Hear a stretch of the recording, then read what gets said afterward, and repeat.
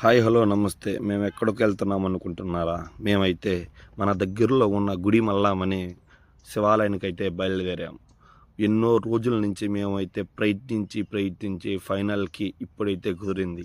అందరూ అన్నట్టు శివుని ఆజ్ఞ లేనిదే చేమైనా కుట్టదు అన్నట్టు శివుని ఆజ్ఞ లేనిదే శివ దర్శనం కూడా ఉండదు. అలా దీర్ఘ ప్రయాణంలో మేము వెళ్తున్న ప్రతి ప్లేసు మాకు ఒక కొత్త అనుభూతిని. రోడ్డు మార్గం పక్కల మొత్తం పచ్చని చెట్లతో కిలకిలలాడే పక్షులతో చాలా ఆనందంగా అనిపించింది. అట్లా కొద్ది దూరంగా ప్రయాణించిన తర్వాత పంట పొలాలు అయితే చూడటం అయితే జరిగింది. ఆ పంట పొలాలు పచ్చని పొలాలతో చల్లని గాలితో వెళ్తున్న ప్రతి ప్లేసు ఒక కొత్త అనుభూతినిస్తుంది.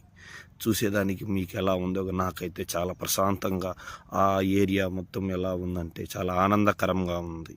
అట్లా కొద్ది దూరం ప్రయాణించగానే దగ్గర దాపుకైతే మనం గుడి మల్లాం దగ్గరికి అయితే వెళ్ళాం. దాని గురించి ఒకసారి అడగంగా అది 2000 సంవత్సరాల పైనే పురాతనమైన శివాలయం అని అయితే చాలామంది చెప్పడం అయితే జరిగింది. ఇది ఎలా ఉంది, చుట్టూ పచ్చని పంట పొలాలతో చెరువులతో కిలకిలాడే పక్షులతో కూడిన దారి మార్గంలో వెళ్తూ ఉన్నాం. మేము దగ్గర దాపు వెళ్ళంగానే అక్కడ ఉన్న పార్కింగ్ ప్లేస్లో అప్పటికే చాలామంది జనాభా అయితే కూరటం అయితే జరిగినది. స్టార్టింగ్లో మేము బండి పక్కన పార్క్ చేసి అయితే లోపలికి వెళ్ళేదానికైతే బయలుదేరాం. ఇక్కడ ప్రశాంతంగా కూర్చొని చాలామంది శివయ్య జ్ఞానంలో ఉన్నారు. ఇలా ఉండంగా నాకు అక్కడికి వెళ్ళంగానే ఒక వైబ్రేషన్స్ అనేది మాకు అర్థమైనది. అక్కడుండే ప్రశాంతత ఎక్కడా లేదు. మన ఎంట్రన్స్లోనే మనకి బసవన్న అయితే కనబడటం అయితే జరిగినది. చాలా నిటారుగా నిలబడుకొని అయితే అక్కడికే పూజలు జరిగి దానికి ఆహారంతో దగ్గర ఉన్న సెక్యూరిటీ అయితే ఇక్కడికి లోపలికి స్టాండ్స్ ఫోను నాట్ అలౌడ్ అండి, మీరు వీడియోస్ దూరం చేరి తీసుకోవచ్చు నేను చెప్పటం అయితే జరిగింది. మేము ఎలా రిక్వెస్ట్ చేసి వెళ్తుండగానే ఆ గుడి గురించి అయితే పక్కన శిలా రూపంలో కొన్ని తెలుగు, హిందీ, ఇంగ్లీష్ రూపంలో చాలా బోర్డులు అయితే వేయటం జరిగింది.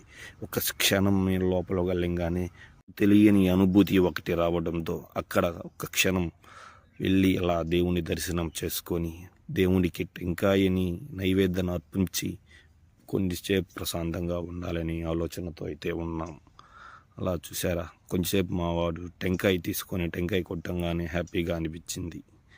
ఒక క్షణం మళ్ళీ దేవుని దర్శించుకొని లోపలికి వెళ్ళేదానికి వెళ్తున్నాం. ఓకే ఫ్రెండ్స్, ఒకసారి అయితే లోపలికి వెళ్ళిన తర్వాత మళ్ళీ ఆ వీడియో అయితే ఎలా ఉందో మళ్ళీ పూర్తిగా నీకు దాని గురించి అయితే చెప్పడం జరుగుతుంది ఫ్రెండ్స్.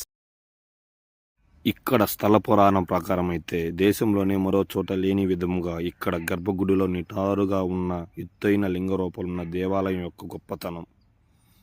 లింగం చూడడానికి ఒక స్తంభం వంటిది. దాని కింద భాగంలో ఒక మరగొజ్జు అయిన యక్షిని భుజాలపైన గాంభీర్యంగా సేదతీరుతున్న శివయ్య చిత్రం ఉంటుంది.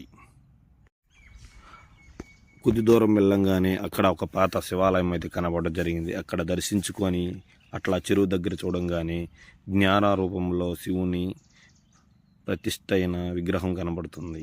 అలా చూసుకొని అక్కడ మేము కొంచెంసేపు దండం పెట్టుకొని అక్కడి నుంచి మళ్ళీ బయలుదేరాం. మా ప్రయాణంలో మేము చూపించిన వీడియో మొత్తం. ఓకే ఫ్రెండ్స్, ఈ రోజుతో ఈ వీడియో ఓకే. రేపు సోమవారం తిరిగి మళ్ళీ ఇంకో కొత్త వీడియోతో మీ ముందు వస్తాను. ఇలాంటి వీడియోస్ మరిన్ని కావాలనుకుంటే మన ఛానల్ని సబ్స్క్రైబ్ చేసి, లైక్ చేసి, షేర్ చేసి, కామెంట్ చేయండి.